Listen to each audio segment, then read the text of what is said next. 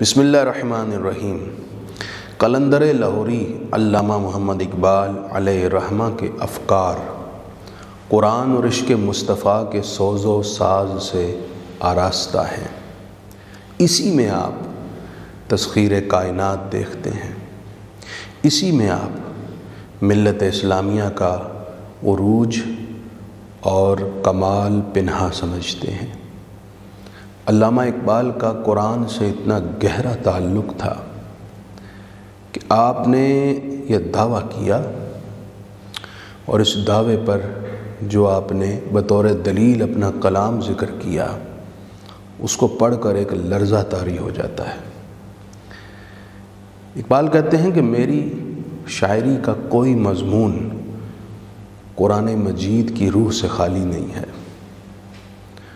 اور کہا اگر میرے دل میں قرآن کے علاوہ کوئی ایک حرف بھی ہو تو میرے ساتھ کیا کیا جائے، آپ سنیے۔ کر دلم آئینہ بے جوہر است، گر بحرفم غیر قرآن مضمر است، روز محشر خار و رسوا کن مرا، بے نصیب از بوسہ پا کن مرا۔ کہ اللہ اگر میرے دل میں قرآن کے علاوہ کوئی ایک حرف بھی ہو تو قیامت کے دن مجھے ذلیل اور رسوا کر دینا، اور رسول اللہ کے پائے اقدس کے بوسے سے محروم کر دینا۔ اتنا بڑا دعویٰ وہی کر سکتا ہے جس کے دل میں دولت ایمان اور یقین بدرجہ کمال موجود ہو، اور یقیناً علامہ اقبال کا دل اس دولت سے لبریز تھا۔ دوسری طرف علامہ قرآن مجید سے گہرے شغف کے ساتھ دربار رسالت کے تعلق کو لازم سمجھتے ہیں۔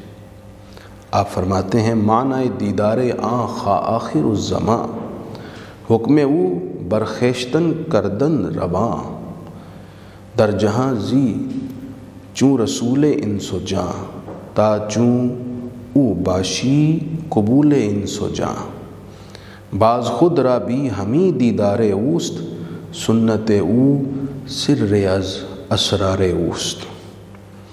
اقبال کہتے ہیں کہ دنیا میں زندگی اس طرح گزارو جیسے رسول اللہ کا اسوہ حسنہ تلقین کرتا ہے۔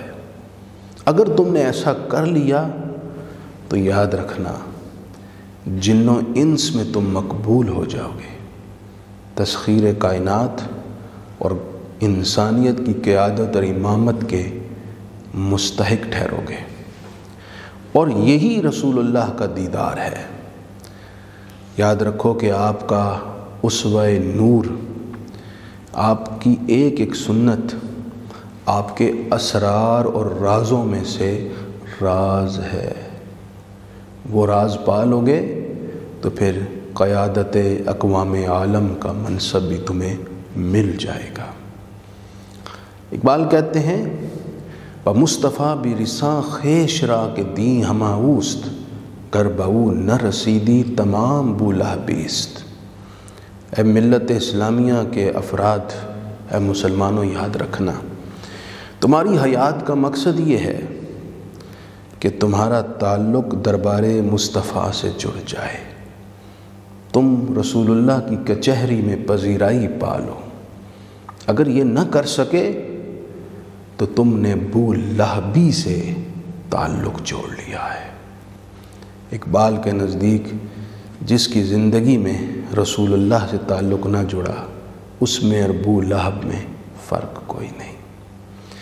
اقبال ایک اور راز کی بات بتاتے ہیں کہ جس تم ترقی اور ارتقاء اور عروج کی تلاش میں ہو، وہ کیسے ملے گا؟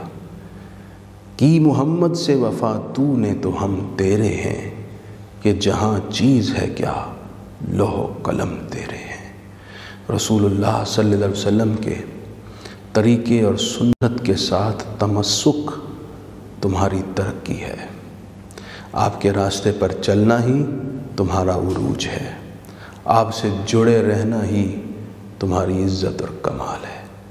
اللہ ہمیں بالخصوص حکمرانوں کو توفیق نصیب فرمائے۔